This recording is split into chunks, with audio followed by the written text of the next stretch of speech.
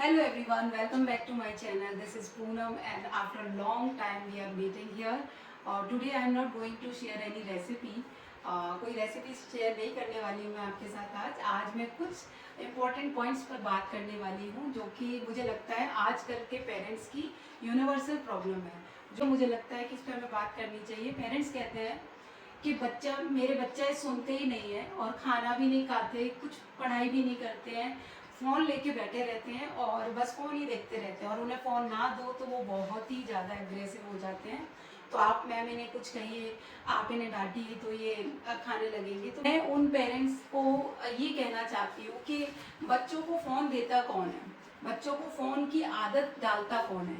जब वो छोटे होते हैं तो हम अपनी सुविधा के अनुसार या सुविधा के लिए उन्हें फ़ोन पकड़ा देते हैं। मैं अपने आसपास काफ़ी ऑब्जर्व करती हूँ कि तो रेस्टोरेंट में बैठे हुए थे, वहाँ पर एक कपल बैठा हुआ था, एक बहुत ही क्यूट सी छोटी सी बच्ची उनके साथ थी और उन्होंने क्या कर रखा था, एक फ़ोन लेके उसके सामने रखा हुआ था, बच्चे को वो हाथ से माँ मतलब मुंह में दे रही थी और वो बस यहाँ पर रख के वो बैठा हुआ था बच्चा। उसे चुई करने के लिए भी बोला जा रहा था कि बेटा इसे चबाओ और खाओ।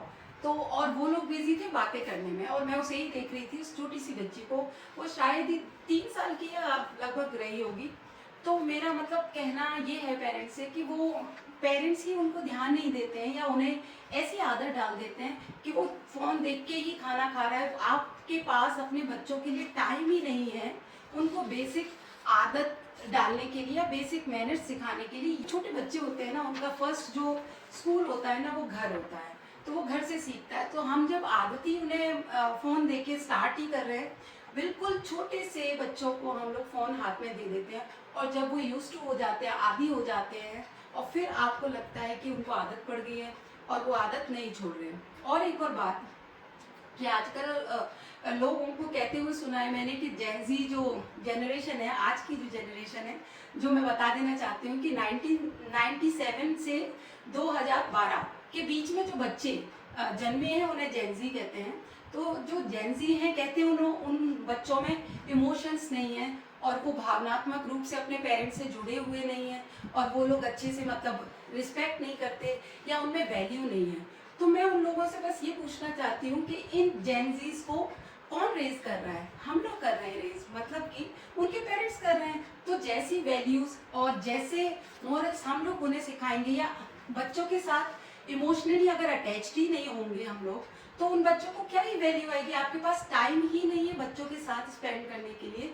आजकल के पेरेंट्स दोनों ही बिजी हैं अपने अपने जॉब में और बच्चों के लिए टाइम हार्डली निकाल पाते हैं। तो टाइम ही नहीं है आपके पास, तो उनमें इमोशनल फीलिंग्स या वैल्यूज वो कहाँ से डेवलप होंगी। तो हम लोग मतलब कहते हैं कि जेनजीज को बिल्कुल रिस्पेक्ट नहीं, वो रिस्पेक्ट नहीं करते हैं। आज की जनरेशन वो किसी की सुनते नहीं हैं, वो इमोशनली अटैच नहीं है। तो कहीं ना कहीं मुझे लगता है कि इसमें भी पेरेंट्स का ही हाथ है और उनको ही सीखना होगा कि हमें बच्चों को थोड़ा सा प्यार और टाइम देने की ज़रूरत है, जिससे कि वो सीख सकें और वो लोग भी हमारे साथ अटैच हो सकें और बच्चे पेरेंट्स के साथ अटैच रहें।